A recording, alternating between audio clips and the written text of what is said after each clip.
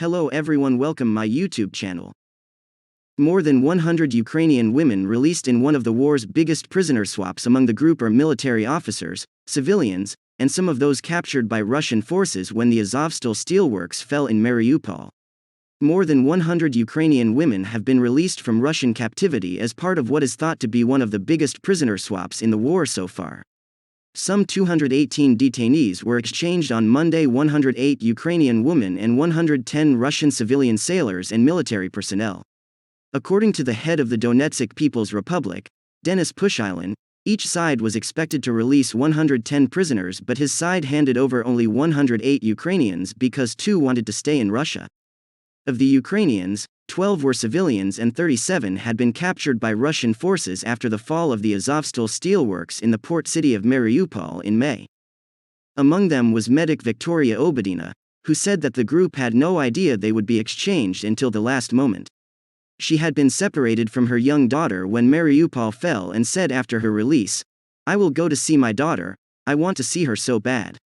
Ukraine's Interior Ministry said that some of the women had been prisoners since 2019, having been captured by pro-Moscow authorities in eastern regions, such as Donetsk. Ukrainian President Volodymyr Zelensky spoke about the prisoner swap in his nightly address, saying, "Among those released today are those who were captured long before the full-scale war. We do not forget about any of our people, we have to return them all. And we will return them all."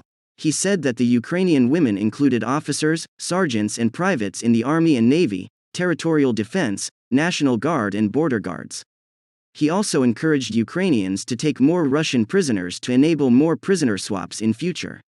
"The more Russian prisoners we have, the sooner we will be able to free our heroes. Every Ukrainian warrior, every frontline commander should remember this. I am grateful to all involved for this success, and I also thank all those who replenish our exchange fund, who ensure the capture of enemies."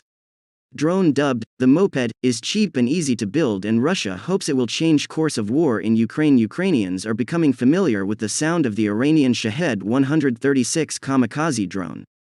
The distinctive whine of its cheap petrol engine has already seen it dubbed, "The Moped," by Ukrainian frontline soldiers. All night and all morning, the enemy terrorizes the civilian population. "Kamikaze drones and missiles are attacking all of Ukraine," said Volodymyr Zelensky, the country's president, on the Telegram messaging app. Russian forces have apparently obtained scores of the cheap and potentially deadly Iranian-made drones. They hope the new weapons could turn the tide of the war in Russia's favor. Made by the Iran Aircraft Manufacturing Industries Company, the Shahed 136 has a range of up to 1,500 miles and carries a warhead of 35 kilograms. They are designed to loiter overhead before striking targets. Ukrainian forces say they come in both kamikaze and munition launching variants. Made from commercially available components, including mobile phone parts and model aircraft engines, the drones are easy and cheap to build with a supply chain that is difficult to disrupt with Western sanctions. Their deployment comes amid signs that Russia's weapons stocks are dwindling. The drones are said to cost less than €21,000 each. The price of conventional Russian missiles ranges from about €310,000 for a Tochka U up to €13.4 million for an X-101 cruise missile. Tehran has repeatedly rejected accusations it has supplied Russia with arms to be used in the war in Ukraine. But security officials told The Washington Post that Iranian technical advisors have visited Russian-controlled areas of Ukraine to give drone training. The use of kamikaze drones has alarmed Ukraine's European allies, with EU foreign ministers meeting yesterday to discuss further sanctions on Tehran in response. And Russian military jet crash leaves 13 dead as search ends. At least 13 people, including 3 children, were killed after a Russian military plane crashed into a residential area of Yeysk, a town in southwest Russia near the border with Ukraine, Moscow authorities said Tuesday as search operations ended. The Ministry of Emergency Situations said in a statement that rescuers had completed the search of the rubble and discovered 10 more bodies, after earlier announcing 3 deaths. In total, 13 people died, including 3 children, while 19 people were injured, according to the ministry, as quoted by Russian news agencies. The Sukhoi Su-34 crashed on Monday evening, causing a massive fire that engulfed a 9-story building where around 600 people lived. Russian President Vladimir Putin was informed of the fire and ordered all necessary assistance be given to casualties from the military plane incident, the Kremlin told the state-run TASS news agency. At the site of the Sukhoi Su-34 crash, in the courtyard of a residential area, the aircraft's fuel caught fire, the Ministry of Defense said. Images on social media showed a Soviet-era residence block engulfed by flames. The blaze spread over 5 floors of the building, covering 2,000 square meters, 21,500 square feet, the Ministry of Emergency Situations said. The Defense Ministry said the plane's pilots were able to eject. The plane crashed after taking off to carry out a training flight from the military airfield of the Southern Military District, it said. It added that the military jet had malfunctioned after one of its engines caught fire during takeoff.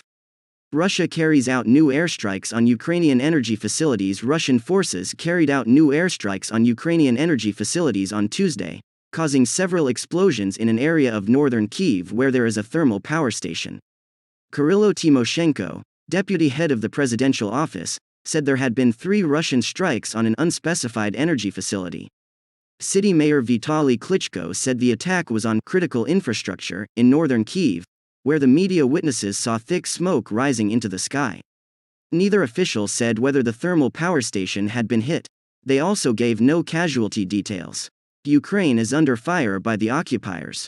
They continue to do what they do best, terrorize and kill civilians, President Volodymyr Zelensky wrote on the Telegram messaging app. The terrorist state will not change anything for itself with such actions. It will only confirm its destructive and murderous essence, for which it will certainly be held to account. Tymoshenko said 2 airstrikes hit an energy facility in the southeastern city of Dnipro, causing serious damage, presidential aide Kyrylo Tymoshenko wrote on Telegram. There is a fire raging and serious destruction, regional governor Valentin Reznachenko said of the strike on Dnipro. An airstrike left the northern city of Zhytomyr without water and electricity supplies, its mayor said, and a Reuters witness said a Russian missile struck an apartment building in the Ukrainian port city of Mykolaiv. The missile completely destroyed one wing of the building in the downtown area, leaving a large crater. In Mykolaiv, the enemy destroyed a residential building with C-300 missiles. A person died. There was also a strike at the flower market, the Chestnut Park. I wonder what the Russian terrorists were fighting against at these absolutely peaceful facilities. Zelensky said. Good day to everyone.